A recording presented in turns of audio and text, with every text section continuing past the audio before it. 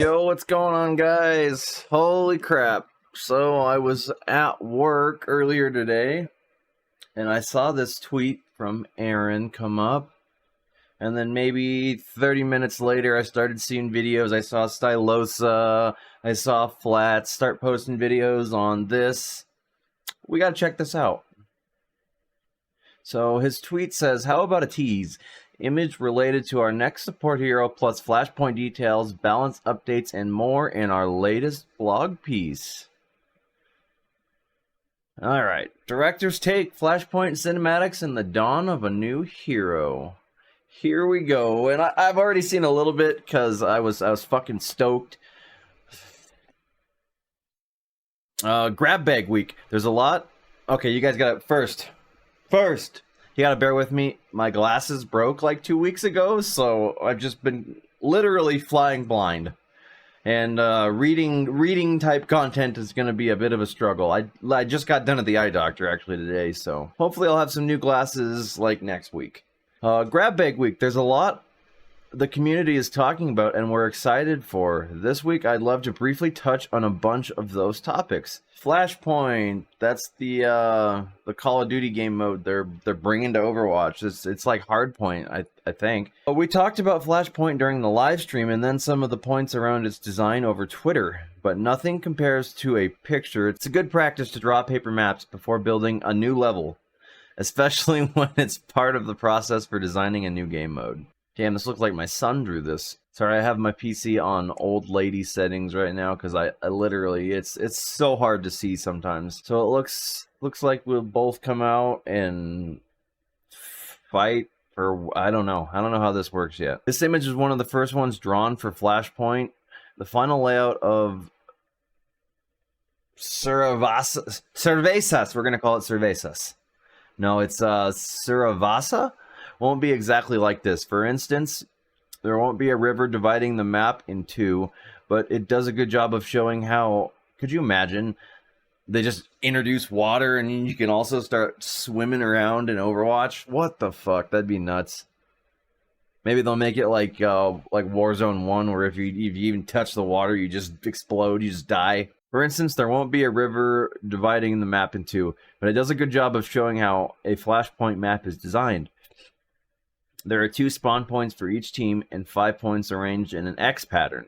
We talked about the quasi-symmetrical nature of the map on the Overwatch 2 Invasion reveal live stream, and when you look at point B, for instance, you can see that the entrance to the arenas are all symmetrical, with this symmetry extending outside the point for a short distance.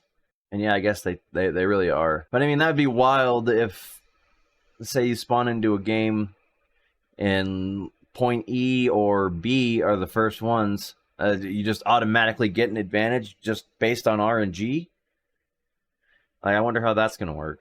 Another detail about Flashpoint I mentioned on the live stream is that when the match starts, the first point will be picked randomly. Yeah, see? It's just going to be RNG based. I mean, I guess if A gets picked, then it's fair. That's how they should do it. They should start with probably A unlocking first, and then maybe pop to one of these 4 over here. Another detail about Flashpoint I mentioned on the live stream, be picked randomly. In actuality, this has been changed so that the first objective will always be central point of the map. Okay, see, that makes a lot more sense. Balance. Game balance this season continues to be in great shape. With Season 5, we saw Junker Queen's dominant reign over the tank role even out, making way for more diverse selection of tank heroes. With Winston and D.Va on the rise, damage heroes notably saw a shift in play rate, with the previously popular picks like Tracer and Hanzo being overtaken by Genji and Cass. Support is seeing a notable increase in both Brig and Lifeweaver team compositions as well. Yeah, I mean, I've taken a small break from the game just for my sanity. I'm just frustrated that, I don't know, I'm doing something wrong, and getting out of Diamond is literally like banging your head against the wall. I swear. Yeah, I don't know. Earlier this week, we pushed a small balance update to fine-tune Cassidy, May, and Lifeweaver after they received some significant adjustments to their abilities at the start of the season, what we found was that Cassidy's magnetic grenade was slightly too easy to... Slightly? What? Was slightly too easy to land. May's overall effectiveness dropped as she traded damage for more slowing utility. And Lifeweaver's impact was much greater than before. I mean, sure, I guess. Like I said, I've taken a break a little bit from the game.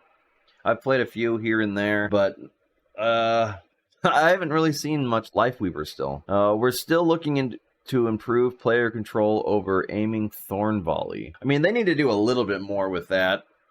I guess they could figure out however they want to do Thorn Volley, but they wanted to make a support hero that's more like in the Mercy realm.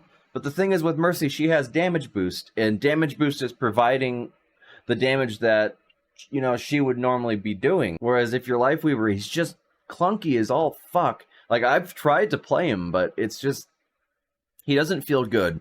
And I feel like they need to make his Healing Blossom, it needs to be like fully charged. So say you're in a fight, you're doing damage, and then you swap over to heal. You need to have a fully charged 75 burst or whatever it's going to be there. That way it's damage, burst, and then auto reload while you go back to doing damage. And if you need to charge another one and that burst of whatever is not enough, then charge it up. But it feels clunky when you're doing damage, and then it's all...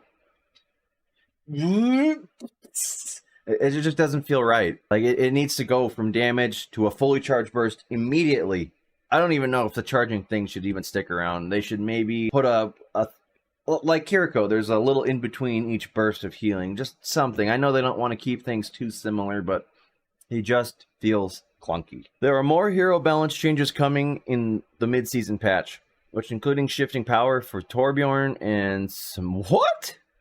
And Symmetra away from their turrets and into the rest of their kit. I don't know. I mean, Sim is only really good on Koth maps. And I mean, once she gets in there, it's hard to, you know, to get back in. And I actually just saw a video today of Flats reacting to what was going on in the World Cup. And I don't remember the team. France? They ran an absolute clinic with the Sim Rhine combo. And yeah, I don't know. It'd be cool if they shifted things around. I guess we'll see. Improving the control over Sojourn's railgun primary fire spread, increasing the frontline capability of Rhine and Orisa. Slight adjustments to weaken Zenyatta's Discord orb ability. Oh shit! And several others. Cinematics! We've developed quite a few cinematics to be used in the Invasion story missions, as well as outside of it. As much as we can, we try to tell stories in the missions without taking control away from players. We prefer the gameplay in these missions to be uninterrupted. The stories in these missions are told in two different ways. First, the missions themselves are each centered around a piece of narrative. You record an incredible amount of voice lines for each mission, and depending upon which heroes are selected, players will get different interactions and sub-stories in each mission. Second, each mission is bookended with two cinematics, and the heavy lifting of driving the plot forward is handled through these cinematics. In addition to these sequences, we have other pieces coming out in Season 5 to set up the story that we're telling in Overwatch 2 Invasion as well. I'm fucking stoked for this. I mean, I didn't start playing Overwatch until like late 2020, and even then it was kind of just casually with a buddy. It was when Warzone 1 was kind of going downhill, they brought in another game, and they kind of shit the bed after that. But yeah, eventually I discovered the cinematics. I actually watched them with my kids, and they love them. They still do. They call them the Overwatch movies. I still think they should do something like that in that style. But what they're going to be talking about here is it's also going to be awesome. I'm excited. I actually might do some reaction videos with that with the kids. Sit down and see. They're going to love it. They were already excited when I told them earlier. There's a thread connecting many of the cinematics we've released over the years, including Are You With Us, the startup piece that shipped with the original game. Oh, I don't know if I've seen that. In 0 Hour, the short shown at BlizzCon 2019. I have seen that. Years ago in our story, Overwatch was forced to disband. We've been gradually telling the story of how the original heroes of Overwatch have come back together. Next season's Invasion story missions connect many of these threads. How will some of the heroes familiar to our players be introduced to Overwatch? What is Cassidy going to do with the crew he recruited in the New Blood comic series? I need to actually sit down and read that. Keep a lookout for more pieces coming later this year and beyond. Some of these related to the story that we're telling in Invasion, and some don't. One in particular is completely out of left field, but totally amazing. New hero! I can't say too much about the new hero. We'll do a full reveal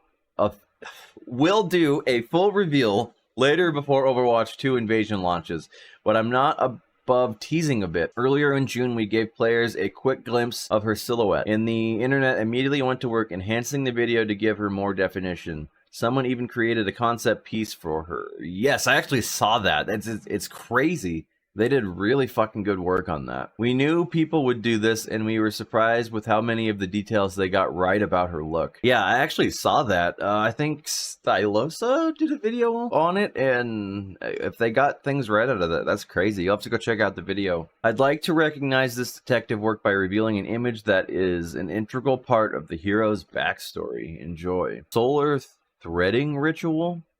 Maybe this is how they got their powers or whatever their abilities are, like some like evil within shit. That's it for this week. In a future piece, we'll dive a bit more into the story and how we develop it. Thanks for reading. See you in game. All right, so there was that article, and then they also announced the animated show. We got to check this out. Overwatch on site. So it looks like it starts off. Can I slow this down? Yo, I can. There's definitely Reyes here. Literally death blossoming. So yeah, I guess we're gonna get to see like what life was before the uprising. That's awesome. Guy, get out of here. Man, I wonder if they actually did this show internally, or if they commissioned like someone else to do this. Life before the war was extraordinary. We were no longer defined by our mistakes. And it looks like they've got the Omnics doing all their mundane tasks, just being servants to them, which I guess definitely explains why they decided to uprise. The AIs were saving us from them, but we had no idea. It was all about to change.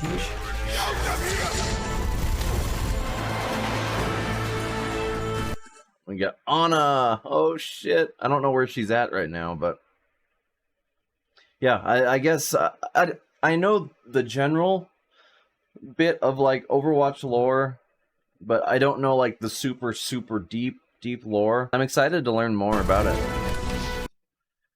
Got a young Rhine.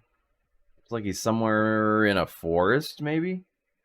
Maybe this is the forest that Bastion, was in. Maybe this was the battle. Another giant Titan thing. Torb, this is definitely Torb's house. That they showed off. Well, it's probably scrapped now, but a section of the game where you got to play around here, and something was taking place there. And a young Anna. That's actually a hell of a picture. You hit that shot 300 meters downrange. Fucking dart gun. Through freedom, you can find your own path.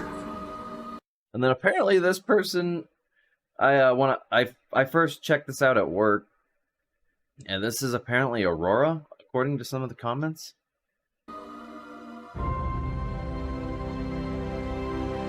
Here's July 6th. Let's fucking go. I am so fucking stoked for this. I definitely am gonna do a reaction video on it for sure. My kids absolutely love the Overwatch movies. That's what they call them. And yeah, they'll definitely have to be here checking them out with me. Today's a pretty good day for Overwatch.